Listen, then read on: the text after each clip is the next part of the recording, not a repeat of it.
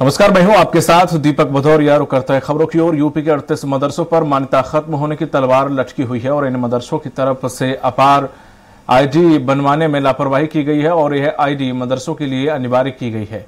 अब विभाग की ओर से इनको मान्यता रद्द करने की चेतावनी दी गई है। जिला अल्पसंख्यक अधिकारी बालेंदु द्विवेदी ने कहा है कि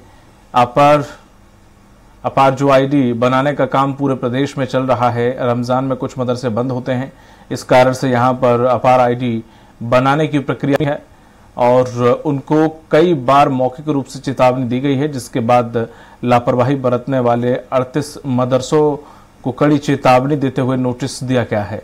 अगर तय समय पर कार्य पूरा नहीं हुआ तो फिर मान्यता रद्द भी की जा सकती है। दरअसल एक राष्ट्र एक विद्यार्थी की अवधारणा के साथ भारत सरकार ने प्री प्राइमरी से लेकर इंटर तक के सभी विद्यार्थियों की अपार आईडी बनाने के निर्देश दिए हैं।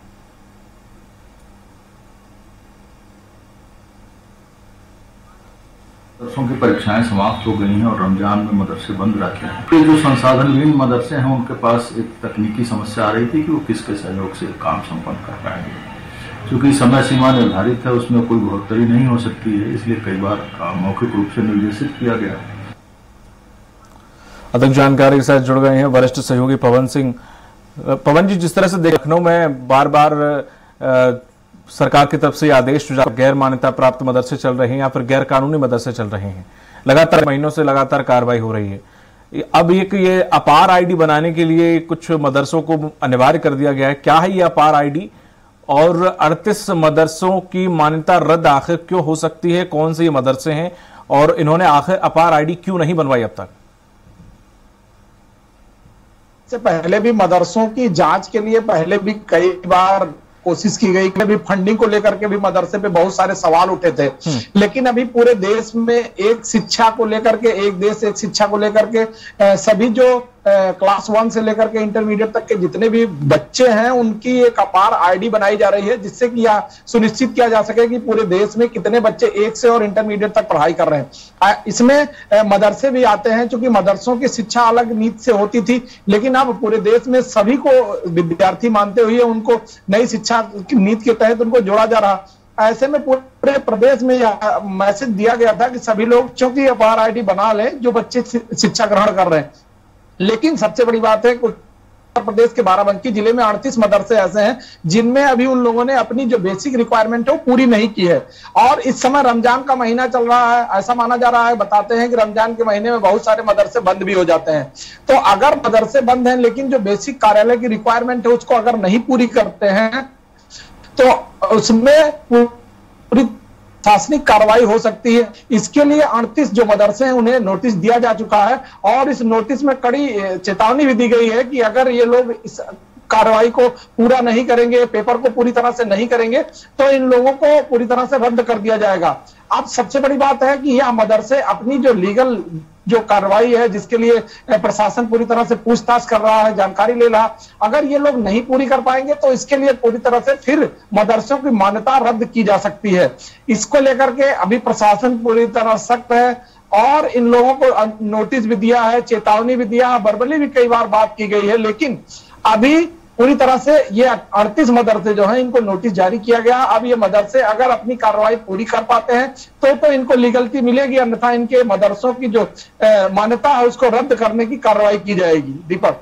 पवन जी, ऐसे जो गैर मान्यता प्राप्त या फिर ऐसे जो अवैध मदरसे हैं जिनकी कार्रवाई के लिए लगातार सीएम योगी आदित्यनाथ के द्वारा निर्देश दिए जाते रहे हैं, तो क्या जो एक मान्यता प्राप्त मदरसा है उसको किन किन मापदंडों पर खरा उतरना होगा? जैसे सीसीटीवी कैमरे लगवाने होंगे, विद्यार्थी आपके यहाँ कितने पढ़ रहे हैं, सरकार के पास वो जानकारी भेजनी होगी, फंड आपके पास कहां से आ रहा है, ये कुछ बिंदु तय किए गए होंगे बेसिकली अपार आईडी के अलावा भी? बिल्कुल सही, यह एक बेसिक रिक्वायरमेंट सभी विद्यालयों के लिए है। हाँ। और इसमें जो अपार आईडी है उसमें जो आधार कार्ड है, बच्चे का रहने का कहाँ, निवास प्रमाण पत्र क्या है, बच्चा कहाँ से आ रहा है, किस क्लास में पढ़ रहा है। हाँ। और इसके अलावा स्कूल के जो मानक हैं, सीसीटीवी है, बाउंड्री वाल है, वहां पे टॉयलेट की क्या व्यवस्था है, रोड की क्या कनेक्टिविटी है और कितने दूरी पे है, वहां के अगल बगल की क्या स्थिति है, 4, 6, 10 ऐसे मानक हैं जिनको पूरा करने के लिए सभी को दिशा निर्देश दिया गया था।